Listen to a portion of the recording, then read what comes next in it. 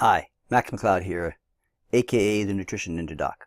I realize that there are tons of health and nutrition gurus online these days, many with different perspectives, and that's fine. However, unlike most of them, I've been doing this for over 40 years and actually have medical, alternative medical, and nutrition degrees to back up what I'm saying. My life's mission has been helping people to achieve their health, performance, and appearance goals. I'm not saying that I know it all, far from it, but I do have a really good grasp of what I don't know. Hell, 35 years ago, I thought that I had it all pretty well figured out too. It's like the know-it-all teenager that around 35 or 50 finally realizes that they barely had a clue back then. My goal is to share what I've learned and continue to learn about health, nutrition, and fitness as part of my mission. This is part 5 of my series on the benefits of protein. Most Americans get sufficient protein based on the RDA guidelines, but there's still a ton of controversy out there to sort through. My goal is to shed more light on the variables that impact how much protein a person should consume every day to help you make an educated decision. For many, it'll mean working a bit to incorporate more high-quality protein foods, some good protein foods, into your daily diet for optimum health and performance. Protein and health go hand in hand, so make sure you're getting enough quality protein regularly. Let's get right to it. Be sure to watch all the way to the end for some great bonus information and because it really helps with video ranking. The better the ranking, the more people I can help. Protein is one of the 3 macronutrients. Macronutrients are nutrients that the body needs in relatively large or macro amounts to provide energy and essential raw materials. Of course, fats and carbohydrates are the other 2 macronutrients. Protein, more so than the other 2, provides crucial raw materials from which the vast majority of the body's components are produced. For a variety of reasons, few topics in nutrition generate more interest and controversy than protein.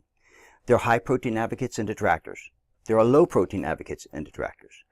There are animal protein advocates and detractors, and there are plant-based protein advocates and detractors.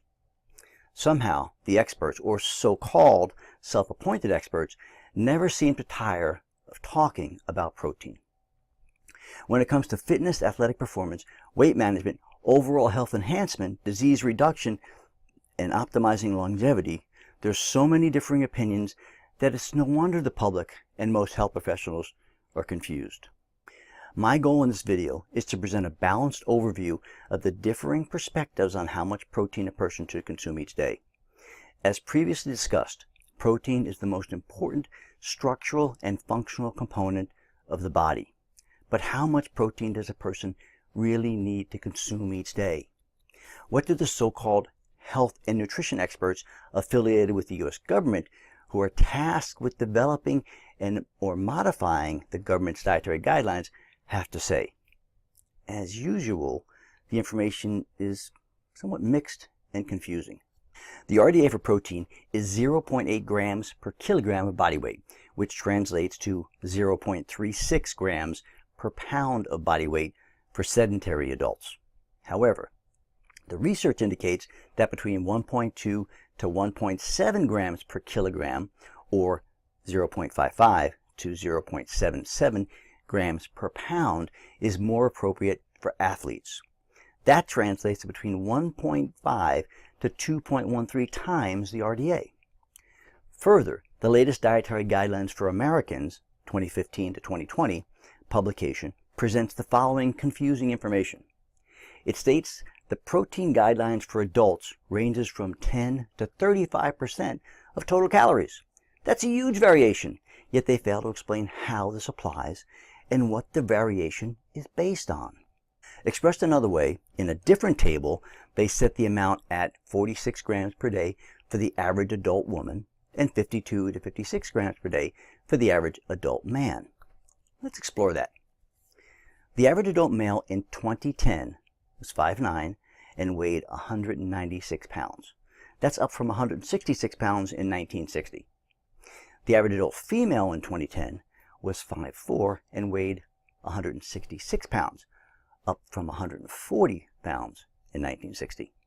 Thus, for males, 52 to 56 grams of protein per day translates into 0.265 to 0.286 grams per pound of body weight. For females, 46 grams per day translates into 0.277 grams per pound of weight. So, the guidelines from the two tables, just a couple of pages apart, do not coincide with the last stated RDA of 0.63 grams per pound of body weight.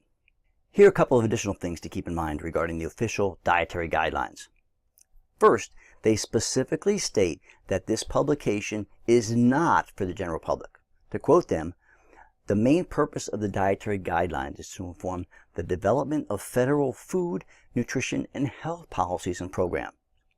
The primary audiences are policymakers as well as nutrition and health professionals, not the general public. End quote. If you look at the significant increase in the weight of the population, along with the huge increases in overweight, obesity, and numerous diseases such as cancer and heart disease, you realize that past guidelines were either dead wrong or not heeded by the various policymakers. Are you a policymaker? How about a health professional? Probably not, but if you are, I commend you for exploring some alternative views on the subject to broaden your horizons. More likely, I suspect that you're someone who's concerned about their health and trying to figure out how much protein to consume a day to safeguard and improve your health. Clearly, the government guidelines will not help you, and at least they're kind enough to spell that out. Another very important point to keep in mind is the fact that the RDAs, or Dietary Guideline Recommendations, or whatever they decide to call them this year, by their own admission, were never meant to represent optimum levels of nutrition. Sadly, when you look at the credentials of the authors, you realize that they're all from the same very conventional mainstream medical club. These are the same folks that have told us for decades that it was fine to eat all kinds of crap in moderation. Thankfully, they're finally starting to realize two key things. One, a moderate amount of crap or poisons is still harmful. Two, most people are not able to limit themselves to a moderate amount of crap due to the massive amounts of advertising and therefore subliminal messages telling them to consume more crap. Of course, there's also that pesky errant neurotransmitter pleasure signal that most junk food stimulates. This is the same crap and poison that the more progressive, non-conventional health professionals, often referred to as alternative, progressive, or integrative health providers, have identified and warned people about for several decades.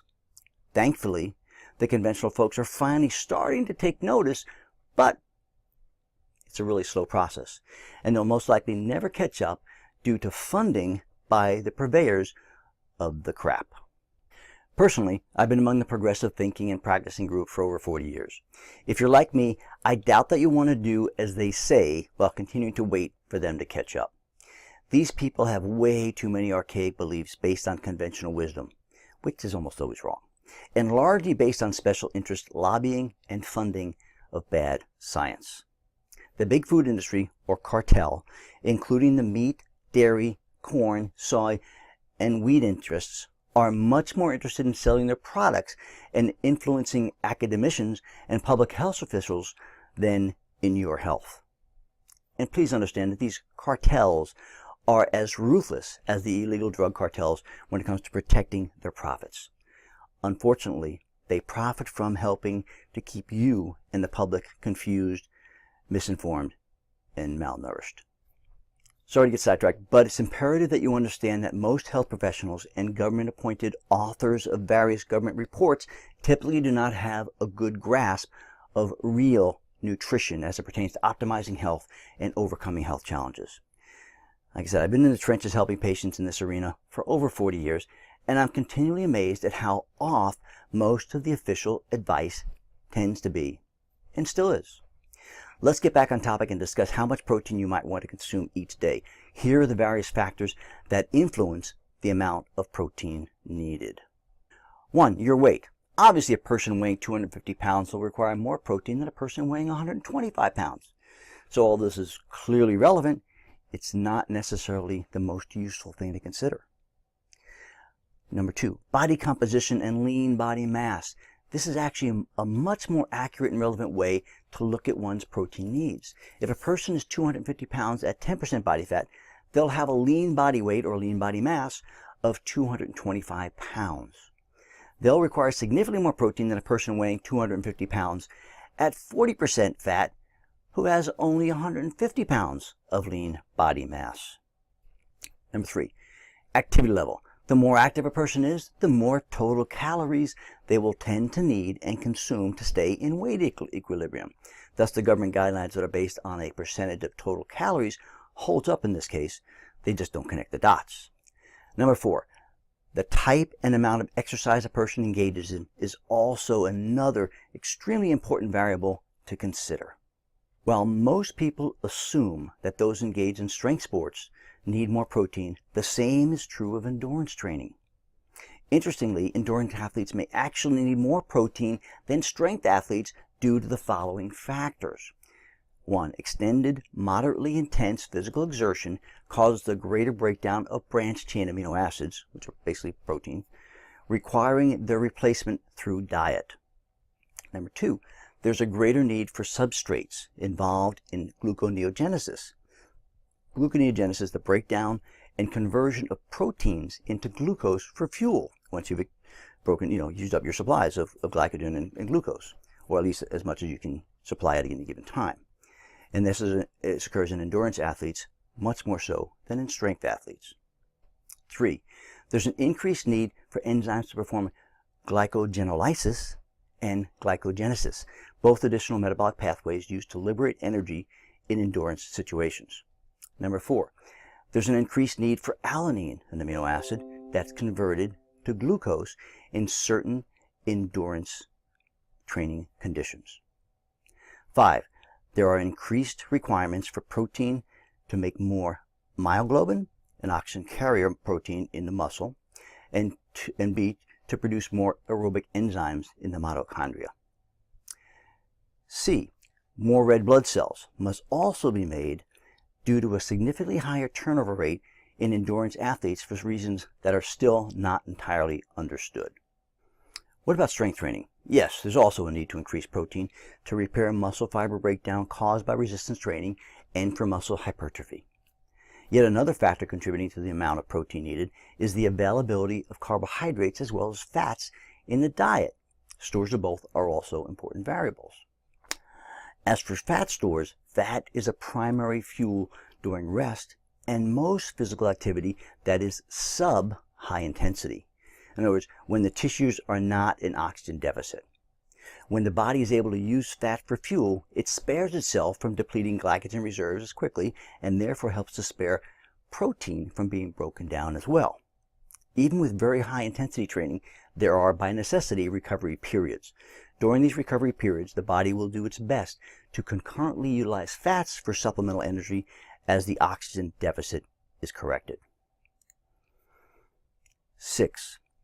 Gender. Yes, even a person's sex plays a role in the amount of protein needed. Women excrete less nitrogen after endurance exercise and oxidize less leucine, one of the branched-chain amino acids, than men do. This in turn may lead to a 10 to 20% reduced protein need in the exercising female when compared to an exercising male. It's not completely clear whether the experimenters in this study controlled for muscle mass and/or body weight. Number 7, energy balance. If an athlete is consuming a good diet with adequate energy intake to maintain their weight, then conventional wisdom states that they're likely getting sufficient protein. However, if their sport or personal preference dictates that they lean out while maintaining or adding muscle, they're likely to be restricting total calories and carbohydrates, in other words, energy intake. In such cases, they may need to increase their protein intake to compensate. Number 8, age. Kids and adolescents have higher protein requirements than adults per weight due to additional protein required for growth. However, studies providing the specifics are still lacking. All kids and adolescents are, in a very real sense, bodybuilders, and some are also endurance athletes based on their high energy expenditure. Now, of course, some of that is changing these days. Fewer and fewer maintain high levels of activity as various screens have supplanted physical play with sedentary pursuits. Age continued. older age or aging adults, on the other hand, are associated with a general and consistent loss of skeletal muscle, often leading to sarcopenia, a weak and frail body. Studies suggest that the 0.8 grams per kilogram per day may be insufficient to prevent this. A combination of increased intake of quality protein and resistance training has been shown to halt and reverse this process. Could sarcopenia partly be due to reduced digestive efficiency, including reduced production of hydrochloric acid and digestive enzymes as people age?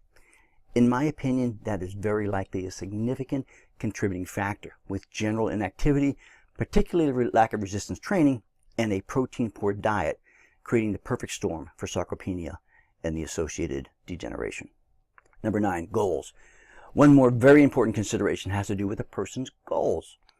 If your goal is to add muscle mass, enhance recovery from an intense exercise schedule, heal from an injury, or to physically perform at a higher level, then you'll likely benefit from being on the upper end of the protein intake spectrum.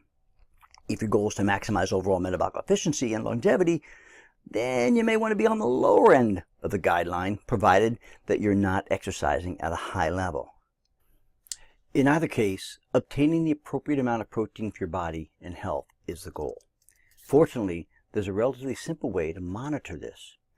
Now, while performing an accurate nitrogen balance test is tedious, cumbersome, and expensive, it's not necessary. All you have to do is monitor your weight, body composition, and strength over several days to determine whether you're anabolic or catabolic with regard to lean body mass. If you're anabolic, you'll be gaining muscle and strength. If you're catabolic, you'll be losing muscle and strength. It's pretty straightforward. Of course, the third option is that you're stable and neither gaining or losing muscle. For those who wish to maintain their current level of muscle mass and optimize longevity, you'll want to find the minimally effective dose of protein and calories. Why the minimally effective dose? Because of something called mTOR. The research appears to indicate that protein in excess of what your body needs for maintenance will tend to increase mTOR. This stands for mammalian or mechanistic target of rapamycin. It's a cell signaling pathway that regulates cellular proliferation, energy production, and several other things. A complete discussion of mTOR is well beyond the scope of this video. However, there are pros and cons to elevated and reduced mTOR. Some experts believe that the best overall strategy is to maintain an overall low mTOR level the majority of the time, with regular intervals of higher mTOR levels periodically to achieve the best overall results. And the best overall results are maintenance of muscle mass, healing, and longevity, or maximum longevity. Here's a quick and dirty review of mTOR. Elevated levels are associated with increased energy, muscle growth, peak performance, enhanced cognition, inhibition of hunger, increased growth factors, and cell growth, which includes elevated cellular debris and fat deposition. So mostly positive. Now, reduced levels are associated with increased longevity, reduced cancer risk, reduced inflammation, enhanced insulin sensitivity, autophagy, and hunger. Pretty much all positive except for the hunger part. Now, the primary factors that regulate mTOR levels are one's calorie and protein intake. During times of increased protein and calories, mTOR is activated and goes up. When protein and calories are restricted or reduced, mTOR declines. Okay, now back to the core question we've been examining. How much protein should a person consume? So, after everything we've gone through so far, do you have a better idea of how much protein you should consume each day, or you're still a bit confused? My guess is that you're still a bit confused because I sure am whenever I research this topic. There are many different opinions as to how much protein is right for a given person's health. Most Americans probably consume enough protein by conventional standards, yet still exhibit numerous signs of suboptimal protein utilization or deficiency, as well as simultaneously experiencing signs of protein toxicity. Protein toxicity has to do primarily with inefficient digestion of protein and the added toxic burden on the liver and eliminative organs as a result of that. My belief is that most people do not consume or efficiently digest and assimilate the appropriate amount of quality protein in relation to their needs and caloric intake. My current recommendation regarding quantity of protein is to consume between 1/2 to 1 gram of protein per day for every pound of lean body weight. Not body weight, but lean body weight or lean body mass. Most people will be fine with 1/2 gram, and only those engaged in extremely intense and or high volume training will likely benefit from the higher end, or if you've got some significant issue. So if you're recovering from a serious illness or those with compromised digestion, they may also need the higher end. Of course, it's also vital to address and restore proper digestion. If you don't know your lean body weight, also known as lean body mass, you can estimate it based on your perceived fitness level, muscularity, strength, and body fat level. The typical range for LBM or LBW is between 60 to 90% of your total body weight. The average American woman has approximately 25 to 31% body fat and therefore has a lean body weight or lean body mass of 69 to 75% of her total weight. Average American man has about 18 to 24% body fat and therefore has a lean body weight or lean body mass of 76 to 82% of total weight. For sedentary persons who are significantly overweight or overfat, body fat can exceed 50%, thereby reducing the percent of lean body weight to just half of their total weight. For athletes, the percent fat ranges between 14 to 20% and 6 to 13% for women and men respectively. And for fit persons, not quite as low as an athlete, it'll be 14 to 21% and 14 to 17% for women and men respectively. Sadly, the percent body fat for men and women has consistently risen since that data began being collected. The world is getting fatter, which means that percent fat is going up. Obesity is one of America's top exports due to our processed food conglomerates. In conventional medicine, the guidelines for protein are based on the patient's clinical status. Makes sense? For maintenance, they suggest 0.8 to 1.0 grams per kilogram per day, which is 0.36 to 0.45 grams per pound per day. For someone with mild to moderate protein depletion, they suggest 1 to 1.5 kilograms per day, or 0.45 to 0.68 grams per pound per day. For someone more depleted, such as in the post-operative state, they suggest 1.2 to 2 grams per kilogram per day, or 0.55 to 0.91 grams per pound per day. When one realizes that these are based on the patient's total body weight versus lean body weight, it becomes clear that my simplified formula above correlates quite well, although it intentionally errs slightly toward the higher end. One thing is certain, the great protein debate will rage on for a very long time. What's important, in my opinion, is to figure out what works for you, and that's going to take some time and effort on your part. If you want to attain and maintain optimum health, you're going to have to learn about nutrition, your body, and the way it responds to food, exercise, and stress. You're going to have to pay attention and monitor how your body responds to different variables. We're a long way from being able to hook you up to a computer like we do cars to give us a printout of what's going on and how to fix it. My advice is to accept that for now and enjoy the process of learning about, experimenting on, and monitoring your body. A quick comment about all the biohacker and paleo gurus. Although some of them are very bright people, that doesn't mean that what they're saying is right or right for your body. Most have zero training in the health field and are largely self-taught. I have no problem with people who are self-taught unless they've deluded themselves into believing that they know better than everyone who's come before them without even getting a solid foundation. In fact, I was one of them before I completed my 3rd doctorate in the health sciences, thereby giving me a more balanced and complete perspective. The bulletproof and paleo gurus are perhaps the most off and dangerous of the new wave of gurus, in my opinion. So, what are the implications of learning about protein and your body's protein requirements? Understanding protein will provide lifelong benefits to you and those you inform in terms of enhancing health, performance, and appearance. Ultimately, learning more about protein helps you to be more aware of how this vital substance impacts the health of your entire body. To review, we focused on some of the recommendations and guidelines regarding how much protein to consume each day. We then went into more detail about the various factors that influence how much protein is required for optimum health. Obviously, from the discussion, you realize that there is no one-size-fits-all protein recommendation, just guidelines. There are quite a few factors to consider, and we've covered the key variables to help you make a better informed decision.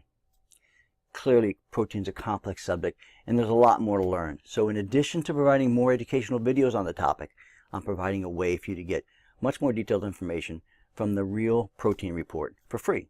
So be sure to take advantage of it.